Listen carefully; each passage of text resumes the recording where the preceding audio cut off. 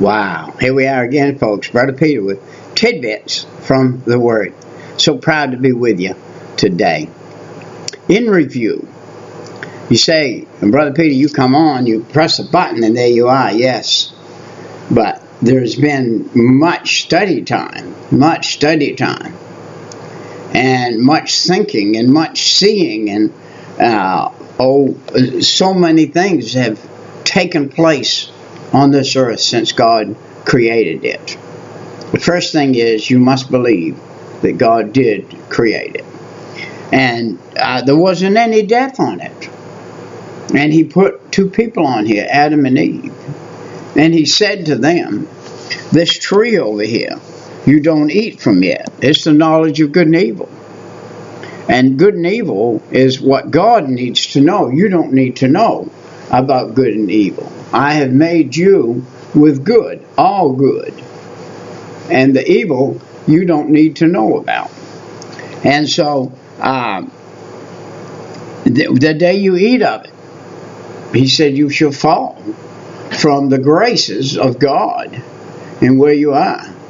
And they saw fit to eat of it. And because they did, they realized they were naked. As I've said before, they were like two little children playing in a bathtub. One a girl and one a boy, never given thought to that they were different. And until sin came on board, and Adam and Eve knew that they were different. So a curse came on the earth. And that curse was Adam said, because thou hast hearkened unto the voice of thy wife, and hast eaten of the tree. This is what he said to Adam, by the way. God said this to Adam. And the tree which I commanded thee, saying, thou shalt not eat of it. Cursed is the ground for thy sake, and sorrow shalt thou eat of it all the days of thy life. And we are still living under that curse. That man would earn the bread by the sweat of his brow. It was not going to be so, and originally God made it to where Adam and Eve could have just walked through the garden that God planted, that God grew the fruit, that God grew the stuff to eat, and they could have ate of that, and they could have worshipped God, and that's what God wanted.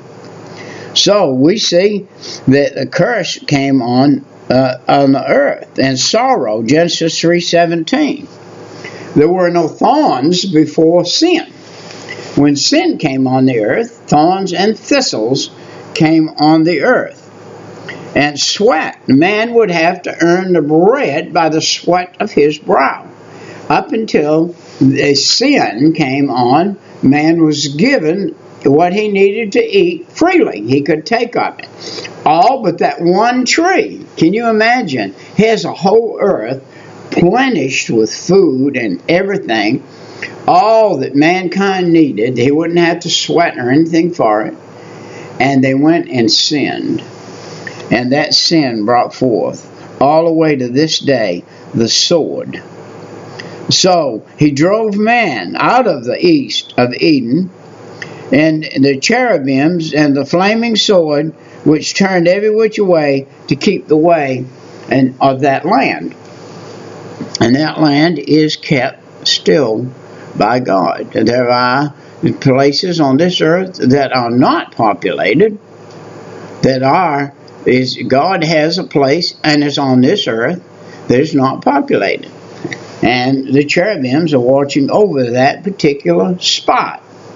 And it will be until the day that God comes. And now we see death was brought forth.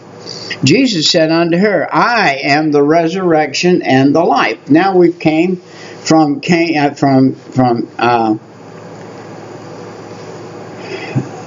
Adam and Eve. I've been sitting here doing much study, much review, and I'm going to cover Cain and Abel. But there are pairs that you come down through, pairs of people, and to get to where we are today. And so this is where we come. Now, Death was brought on, but the resurrection and the life was Jesus Christ. He came to conquer death, and did conquer death. You say, well, his body was killed. His body was killed. And it was hung on a cross, and it was killed, and it was put in a grave. But 3 days later, it rose, giving us the picture that even when this body gets laid down, our soul and spirit's going to get up. And it's going to go one place or another. It's either going to heaven or it's going to hell. It's according to where you live. If you live for God, you'll be going to heaven. If you don't live for God, you'll be going to hell. So, we see that that Jesus hung on the cross for us. And we see that he took the curse, he took the sorrow, and he took the thorns and the sweat. The thorns were placed on his head. He had the sweat on his brow. He had the sword pierced him in the side. He took it all so that you and I would not have to take it. And that's what he did there. I'm reaching down here to turn my heater off. I'm in a cold climate, kind of here right now in wintertime. And I have the heat up underneath me to keep me from being cold. So here we are. Jesus now was the reincarnation of God on the earth. He was God the Son. He also contained God the Father, and he also contained God the Holy Spirit. I am my father's son. I am the son of Howard Hutchins, who was the son of my great-grandfather, and I can't get Harold Hutchins, and Addie Hutchins. And I remember them. I remember my grandfather as an old man, and I was a young man. I was a little man, and my grandfather was deaf, and he never spoke. He never spoke. He sat in his chair, smoked his pipe, and observed what was going on, and just never said anything. I don't know if I ever heard my grandfather speak. And so he just didn't speak. And my grandmother, Addie, she was quite a woman. But anyway, coming back to where we are right now, let's come back to the origin of nations. Before the flood, there was people scattered all over the world. This earth was 100% populated. I said this before, and it's worth saying again so you can hear it again. The 100% populated this earth was.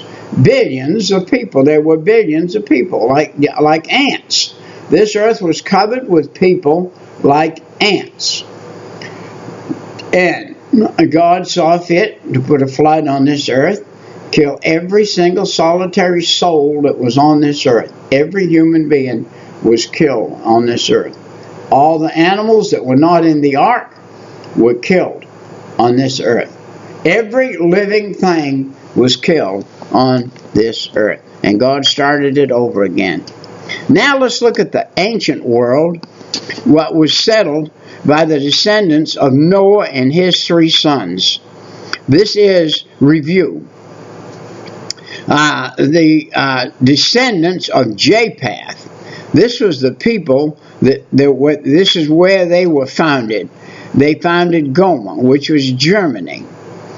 In Ezekiel 38:6, we see this now. If you want to keep yourself a record, write these down and look them up for yourself. I'm using Wilmington's Guide to the Bible, which is not copyrighted. It's made so that every Christian on earth can use it, can teach it, can repeat it, and not be under breaking any laws or rules made by the United States government or any other government. And so we see these people founded were Gomer, which was Germany. We see that in Ezekiel. We see Magog, Tubal, Meshech, which is Russia. Ezekiel 38:1-3. And we see Jovan, which is Greece. And this is in Genesis chapter 10 and verse 2. And in that same reading, we find Persia, Medo-Persia.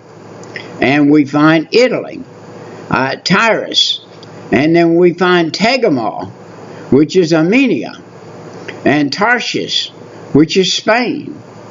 Kittim, which is Cyprus. And the descendants of Ham. Now those were the descendants of Japheth. Now this is the second son, Ham. And Ham founded these places. He founded a place called Cush, which is Ethiopia. And Mizraim, which is Egypt. And Put, which is Africa. And Canaan, where the Canaanites of the Philistines are. In chapter 10, 19, chapter 13, 12 through 13, chapter 18, 20 through 21, chapter 19, 1 through 11.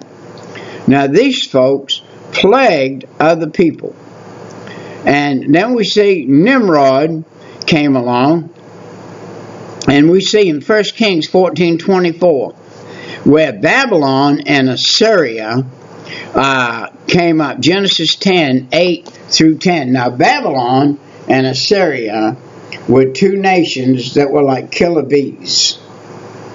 Nobody anywhere other than where they were friends. Everybody was an enemy to them. They wanted to conquer the world. Both of them wanted to conquer the world.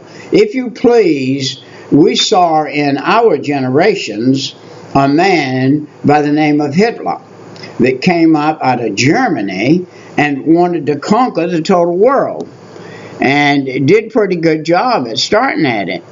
Had, as far as I understand in the historical studies that I've done, had the United States of America not stepped in, we would be German now. We would be speaking German now. And the whole world would be under the German auspices. And so that's the way it would have worked. But so here we come down now. We saw the Canaanites and the Philistines. These were unruly and giant people. They were big people. And they were unruly. And they took over. They were forceful. We see Nimrod is Babylon and Assyria, as we said a minute ago. Sidon is Pamphylia.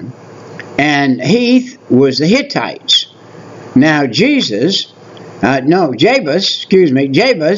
and were the Jebusites, and they were the occupants of Jerusalem prior to David and the reign of David in 2 Samuel 5, 6 through 9. Now, these are where Jesus is going to come from, out of Jerusalem and out of Nazareth. Now, years and years later, Philistine were the Philistines, and in Genesis 10 and 14 talks about them. They were the large people. And Sin, the possible founder of the Oriental people, and that was China, Japan, and India. And then that word is not the same as we use for sin, opposite from righteousness. This was the name of a man. And the descendants of Shem. And the people they founded included all the way up to Abraham, to Isaac, and to Jacob, and the nation of Israel. And through Abraham and Ishmael and Esau, the Middle Eastern Arabian countries came into play. And now Abraham had Ishmael out of wedlock.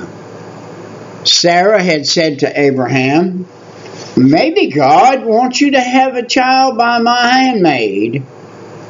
And he did. And Ishmael came along. And all of the descendants They can trace themselves back to Ishmael today, are warmongers. They are people who are warmongers. They were born out of wedlock and have remained out of wedlock with God ever since. And they have been enemies of God ever since. And they're warmongers. And they work evil. And that's where they came from.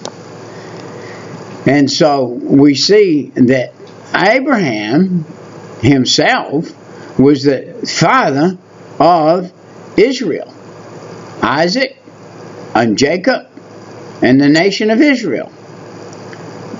His sin, by laying with his handmaid and making this son, Ishmael, caused great trouble on the earth that is still here. Now, we had Esau, is the Middle Eastern and Arab countries. The Tower of Babel was in process in that day. Now, God had to come down and totally confuse the language. Everybody spoke the same language.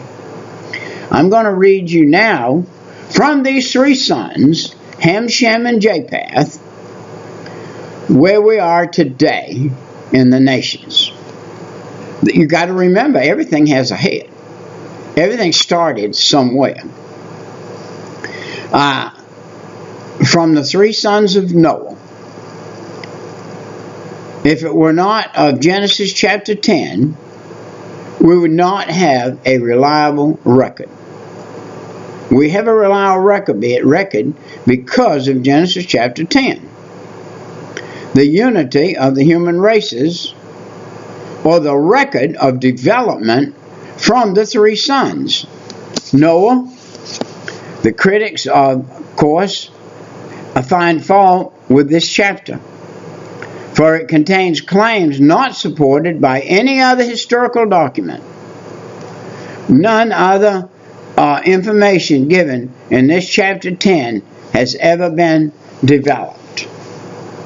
There is no other record, but we have to believe what the Bible says. In the beginning, God created the heavens and the earth. In the beginning, God started a record in the Garden of Eden. And that record gives us the record of Adam and Eve, the two first people that God made. He made Adam, and then a little while later he took from him a rib and made Eve. She came from his side. And he put her beside Adam, and she was to be a little lower than Adam, but she was beside Adam. What made her equal with Adam is when they married, and they became husband and wife. And now she becomes an equal part of Adam. And that's the way your wife should be treated, sir. And if she is treated that way, you will be treated the proper way. My wife of 65 years, 57 years of marriage, and 3 years we went together, of 60 years, is in heaven now. Went there. God chose to take her on to heaven at an early age. And that's 74 years old, 75, 6. And so I'm now by myself. And God is by my side, and He's in my heart, and He's in my life, and He's the one who's giving me something to do. And what this something to do is to study His Word, to proclaim His Word on this particular channel. From Japheth came the people we call Indo-Europeans. They settled pretty much in a straight line from east to west, from Asia Minor to Spain. They had the coastline there in Asia Minor, and they developed a little town down here, and a little town down here, and another little town, another little town, another little town, and they went down the coast, and they developed a place called Spain. And then from Japheth, that was Japheth. From Ham came the Negro people who settled on the continent of Africa and around the coastal areas of the Mediterranean Sea, eastward and northward to Sidon. Now you say, how did all of the people from that day, as they settled, get to be known worldwide?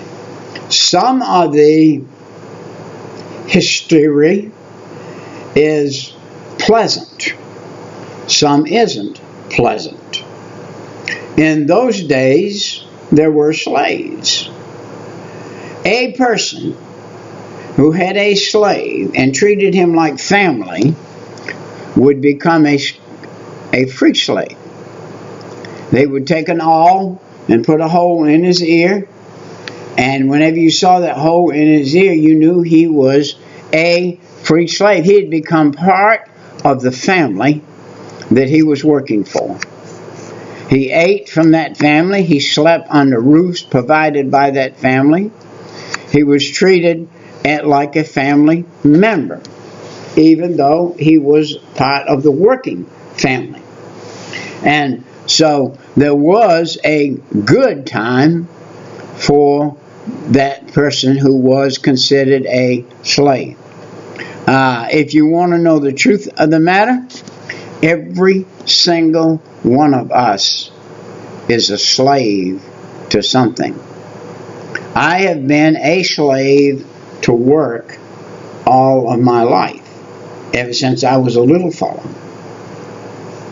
I mentioned the other day that I was about 14 years old when a man asked me could I do yard work, clean around his house and do things. Then he asked me if I could paint it.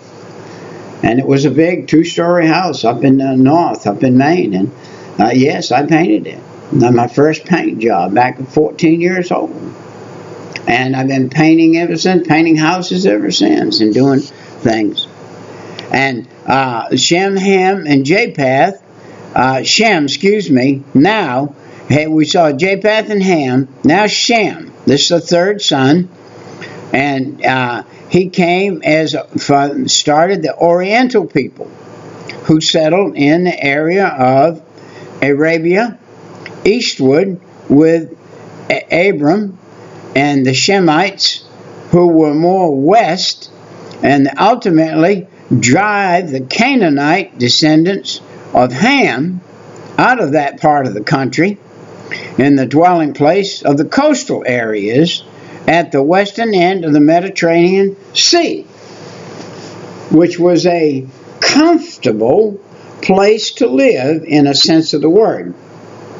They had developed ships, and they had developed trade, and knew how to navigate the waters and take things out of where they were around the area, even for thousands of miles, and to bring things in from thousands of miles. Sometimes that's good. Sometimes it isn't. The main purpose of the genealogy in chapter 10 is to give us, you and I, this is to give us the origin and general area and settlement of all three sons of Noah. The genealogy in chapter 11, 10 through 32, moves the Genesis account from Shem to Abraham. And the next individual would come up is going to be Moses, which we're going to deal with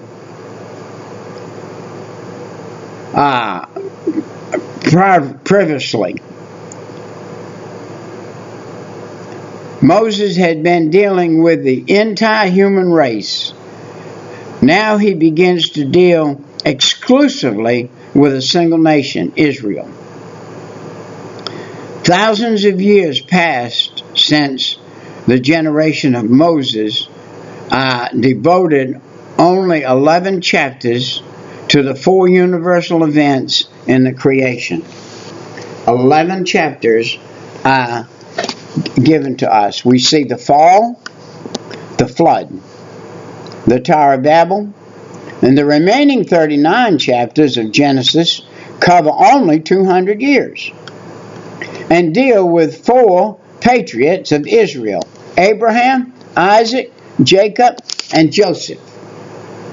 Now, following the historical side in Genesis, a whole lot is happening. We are a little small country, United States of America. We have developed over a very short period of years, some 1900 years. We have big, gigantic, humongous cities who are imploding, if you please. They are imploding. That means they are collapsing on themselves. They have got too big for themselves to control their area. And what's happening is they can't control all of the area. So they start out with what was a small area of what they would call suburbs, or some of those areas on the inner city now, because the people have moved out to the suburbs, have imploded on themselves and have been taken over by rogues and thugs and people that if you walk in there and you don't belong there, you will die. And they will strip your clothes. And what they do with your body is to be made maybe a secret until the end of the earth. It may be eaten. But food is not a commodity everywhere. And people are going to eat. They are going to eat. You say, would people eat? People, they do it all the time in other countries. And we know some areas where we have missionaries right now where people eat people and headhunters. And they walk through the woods with heads lined up on a stake. Well, there was a body under that head. Where is the body now? It's in the stomachs of those people. And so that is still even in the earth today taking place. So we got 39. Let's put the flood, the fall of the flood, the Tower of Babel, and remember 39 chapters in Genesis, 200 years dealing with the 4 patriots of Abraham, Isaac, Jacob, Israel, and Joseph. And the considering the genealogy of chapter 10. It is important to see how God was preparing Israel for its future. Nimrod was the founder of the great Assyrian and Babylon empires. Thus, Israel would know from whence the empires sprang. And that information is not found anywhere else more record in antiquity. Later on, Israel would be treated by both of these enemies, Assyria, and be carried into the northern tribe of captivity in 722 BC. We covered that in our study earlier today. We did a study on that. And now, they never returned. In 606 BC, Babylon carried Judah off to captivity for 70 years. 70 years. God was in control. He was in charge. He allowed this to happen, and he allowed his people to be under 70 years of duress because they had failed to follow him the way they should. Now, both major and minor prophets were concerned in their prophecies with the rise and the threat of these two empires, Assyria and Babylon, forgot their Noahic and their Hamitic origin. They forgot where they came from, and they became evil, and their origin, and they served false gods, thinking that they themselves had sprang from gods, not the God of heaven, but from false gods. Israel not only knew her Noahic and Shemitic origin, but also the true origin of these powerful nations, which would bring it so much suffering. Now, these two nations were at odds with each other. Now, isn't this something? It comes from one family, 4 children in one family, and here they are and they are enemies with each other. And the Hammock and Nimrod was the founder of that great thing. And so we see where it came from. Verses 15 through 18 give the genealogy of the sons of Canaan. This genealogy is repeated in 1 Chronicles 1, 13 through 16. In view of Israel's future, it was important for that nation to know definitely who were and who were not Canaanites. Only in this way would they definitely be able to know exactly whom they were to drive out of the land of Canaan. Deuteronomy 20 and 17. The Canaanites were a mixture of ungodly people with a mixture of godly people, and caused a race to come on the scene that were gigantic. Now, some think that this came from Cain's sin. When Cain killed Abel, God put a mark on him. What was that mark? God perhaps made him a giant. He said he would be seen from far off, from way away. And the genealogy in Genesis 11:10 FF document another starting fact at the time of Peleg. This is a great name, Peleg. He is a world changer. And the span of human life dropped almost to half of what it had been. Can you imagine? People lived hundreds and hundreds of years. But when Peleg come along, he was the generation that dropped down to where we live nowadays, up to 100 years maybe. And so this is where we are. And the genealogy of Genesis, dropped to half of what it had been. The confusion of man's language took place in Peleg's day. The sharp drop in human lifespan shows the seriousness and the far-reaching effect of God's judgment on man at the Tower of Babel. What was the big problem? The big problem was the Tower of Babel was a false god thing, and people were following the false god, and they had raised themselves. They said, we will raise ourselves up to heaven on this tower, and we'll be equal with the God of heaven. They recognized a God in heaven, but they were not following that God. They were following the God of sensuality, the God of sexuality, and the God of actually sacrificing humans on altars, and the debauchery of people, human beings, and the satanic rituals that took place that ended up in sexual orgies of many people, and all the way down through even came in to the temple of God, to where there was sexual problems taking place. The devil has used this thing that God gave us to be one of the best unions on earth. Sex between a husband and a wife is the only sex that is permitted by God or ordained by God.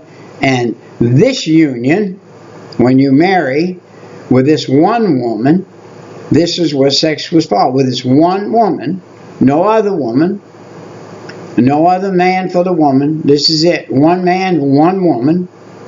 As my wife and I were for 60 years. One man, one woman. This was our life. We could enjoy our bedtime hours without repercussion, without any reservation.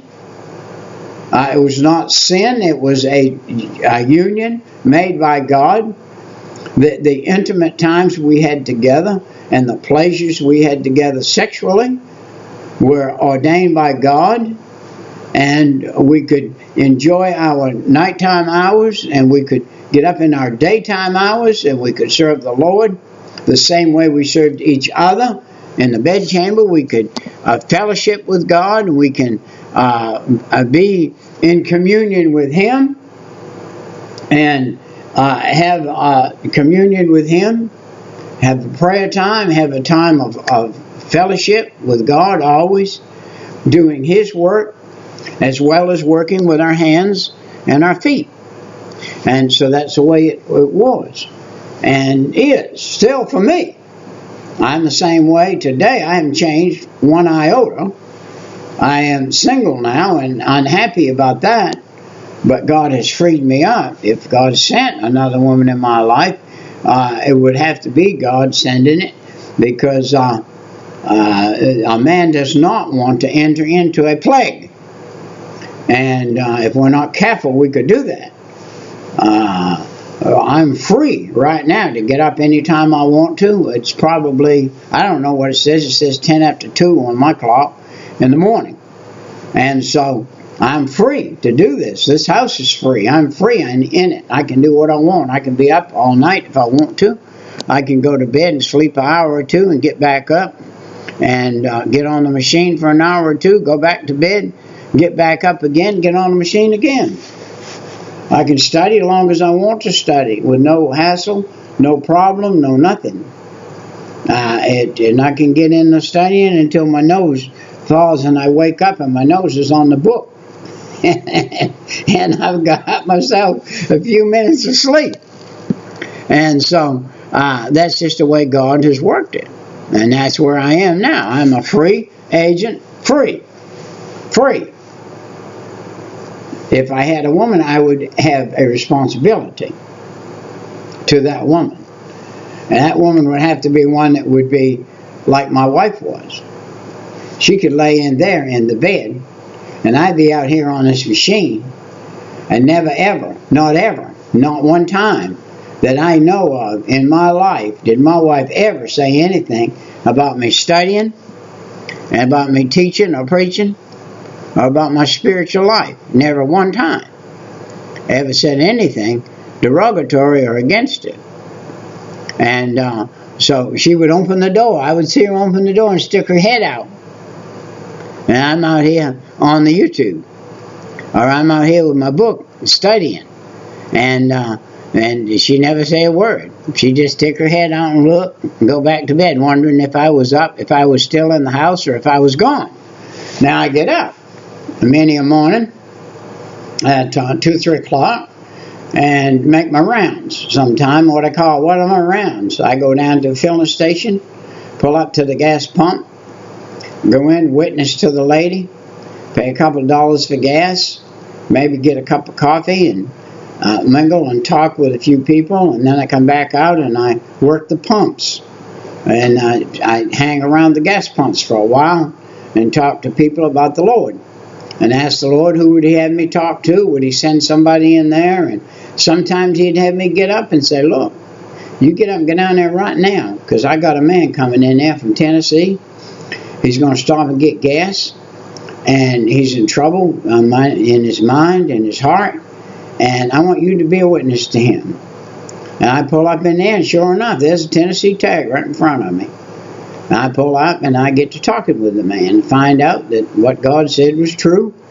And I talked to him about the Lord, and before he leaves, he said, you know something? I really needed that. I really needed that. And God sent you along. God did send me along. He sent me down there for that man. And God will do that. If you'll allow Him to use you, He will use you. If you want Him to use you up, He'll use you up. But you got to be willing. You got to be willing. You got to be willing. That's it in a nutshell.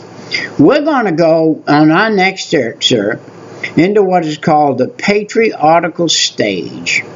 The patriots of God. I am a patriot of God. I am not like Abraham was in a sense of the word. Another sense of the word, I'm like Abraham was. I'm called of God to do His work. God called Abraham out of the country he was in. I'm from New England, and I'm out of a country that I was part of. I go there now in the summertime some to visit, and I find out that spiritual wise the place has failed. If you came to Georgia, and you would probably say spiritual wise Georgia has failed. Well, the whole United States has failed when it comes to God. We have fallen, got so far away from God, we don't know how to worship and how to get back to Him and how to get in the right position with Him. And so I'm in my next excerpt, and I haven't redid my machine. This is 40 minutes, and it's longer than I normally do. I normally don't go 40 minutes because people don't have time today. They can always come on to this channel and watch 20 minutes of it and pause it and watch other 20 minutes later. But 40 minutes is a little much. I'm going to close out for now, and I'll see you in the next excerpt. Okay? Right. Bye-bye. Appreciate you watching this. May God bless you through it. Bye-bye.